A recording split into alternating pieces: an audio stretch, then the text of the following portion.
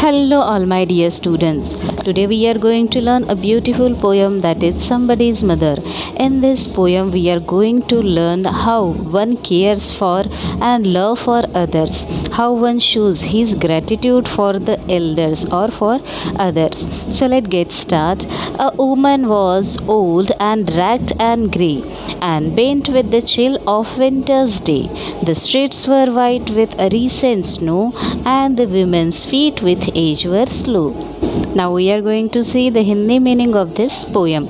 The woman was old and ragged and grey. This means that कि एक lady थी जो ओल्ड थी. ओल्ड मतलब जो बहुत बूढ़ी हो चुकी थी. रैग्ड यानी उन्होंने फटे हुए कपड़े पहने थे.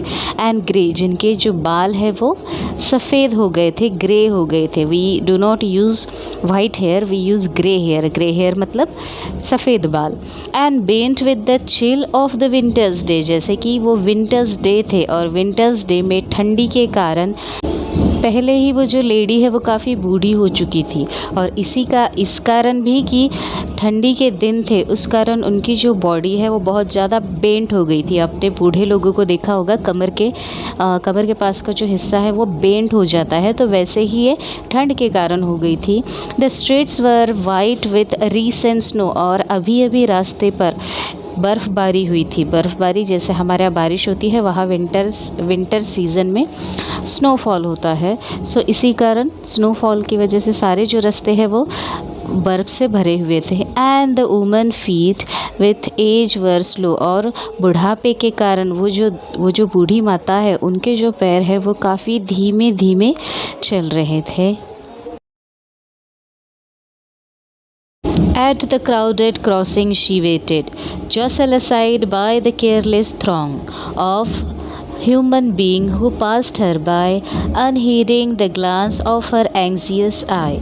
मतलब at the crowded crossing, वहाँ जहाँ वो क्रॉस करने के लिए रुकी थी वहाँ बहुत ज़्यादा गर्दी होने के कारण she was not able to cross the road, वो रास्ता क्रॉस नहीं कर पा रही थी. Just aside by the careless throng, और उनके आस पड़ोस में जितने भी लोग वहाँ से क्रॉस हो रहे थे सारे के सारे केयरलेस थे. कोई भी वो बूढ़ी माता की तरफ नहीं देख रहा था कि उन्हें किसी चीज़ की ज़रूरत है. Of human being who passed her by, unheeding the glance of her anxious eye. Unheeding यानी इग्नोर करना, निगलेक्ट करना, कि जो भी उनके आस पड़ोस से गुज़र रहा था वो हर कोई इंसान इग्नोर कर रहा था उन्हें. किसी ने भी उन्हें एक आँख से भी नहीं देखा कि शायद ये बूढ़ी दादी खड़ी है, किसी चीज़ की उन्हें ज़रूरत है, किसी ने भी ये नहीं सोचा. And she was waited for long, और ऐसे वो काफ़ी समय तक वही क्रॉसिंग पर रास्ता क्रॉस करने के लिए राह देखती रही. Let's see this third stanza. Down the street with laughter and shout, glad in the freedom of school let out, came happy boys like a flock of sheep, hailing the snow piled white and deep. Past the woman so old and grey, hastened the children on their way. Down the street with laughter and shouts, यानी उसी समय वहाँ से एक ज़ोर ज़ोर से हंसता हुआ और ऐसे ही शोर मचाता हुआ बच्चों का जो झुंड है वो गुज़र रहा था. Glad in the freedom of school let out, और ये जो झुंड है वो काफ़ी ज़्यादा खुश था क्योंकि जो है वो स्कूल छूट गई थी उनकी. और आपने देखा होगा बच्चे जब स्कूल छूट जाती है उस समय की मस्ती जो होती है बच्चों की काफ़ी अलग होती है. तो ऐसा ही एक मस्त मौला झुंड आ रहा था. Came happy boys like a flock of the sheep, जैसे बकरियों का जो झुंड है उस तरह से वो बच्चों का झुंड काफ़ी खुश नज़र आ रहा था. Hailing the snow piled white and deep. Hailing the snow यानी जो भी रास्ते पर जो भीग जम गया था, जो छोटे छोटे ऐसे पाइल्ड बन गए थे स्नोफॉल के कारण, उसको वो पैरों से ढकेलते हुए ऐसे ही रौंदते हुए चले आ रहे थे.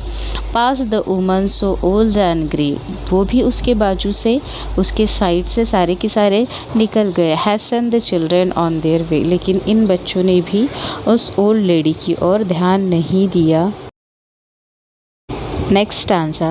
None offered a helping hand to her, so weak and timid, afraid to stir, lest the carriage wheels or the horse's feet should trample her down in the slippery street. Now none offered a helping hand to her. यानी उसे किसी ने भी, इतने लोग आए गए लेकिन उसे किसी ने भी मदद नहीं की. So weak and timid, afraid to stir. और वो जितनी वीक हो चुकी थी और डर गई थी कि उससे हिम्मत नहीं जुटा पा रही थी कि वो रास्ता क्रॉस कर सके. लेस्ट द कैरेज व्हील्स और द हॉर्सेस फीट. उसे ये भी डर लग रहा था कि जो आने जाने वाली गाड़ियाँ हैं वो उनके चक्के के बीच पे या फिर किसी घोड़ों के फीट के नीचे, घोड़ों के पैरों के नीचे. Should trample her down in the slippery street. अगर कोई व्हीकल या घोड़ा गाड़ी अगर उसे धक्का देती है तो वो उनके पैरों तले रौंद दी जाएगी. इसीलिए भी वो बूढ़ी माता हिम्मत नहीं कर रही है रास्ता क्रॉस करने की. At last came out of one merry troop the gayest boy of all the group. He paused beside her and whispered low, I will help you across if you wish to go. एक अब उसी group में से एक अलग सा लड़का आया है, मेरी ट्रुप में से ही. द गेस्ट बॉय, वो भी काफ़ी खुश ऐसा बच्चा था. और वो खुशनुमा बच्चा आकर उस बूढ़ी दादी के साइड से रुकता है और विस्पर्ड लो वॉइस, और एकदम धीमी आवाज़ में पूछता है, I will help you across if you wish to go. अगर आप रास्ता क्रॉस करना चाहे तो मैं आपको रास्ता क्रॉस करा सकता हूँ. अब पहली बार किसी बच्चे ने उस बूढ़ी माँ को नोटिस किया है. ये देखकर वो काफ़ी खुश हो जाती है. Let's see the next stanza. Her aged hand on his strong young arm she placed, and so without hurt and harm he guided the trembling feet along, proud that his own were young and strong. Then back again to his friends he went, his young heart happy and well content. Her aged hand, यानी अब ये जो बूढ़ी दादी है वो पूरी तरह से उस बच्चे पर डिपेंड हो गई है रास्ता क्रॉस कराने के लिए. और उस बूढ़ी दादी ने अपने जो बूढ़े हाथ है उस बच्चे के यंग कंधों पर रखे. She placed and so without hurt or harm, और उनकी वजह से या वो दोनों को एक दूसरे की वजह से कोई भी हार्म ना पहुँचे इसका वो ध्यान रखी. He guided the trembling feet along, और उस बच्चे के साथ में वो धीरे धीरे रास्ता क्रॉस करने लगी.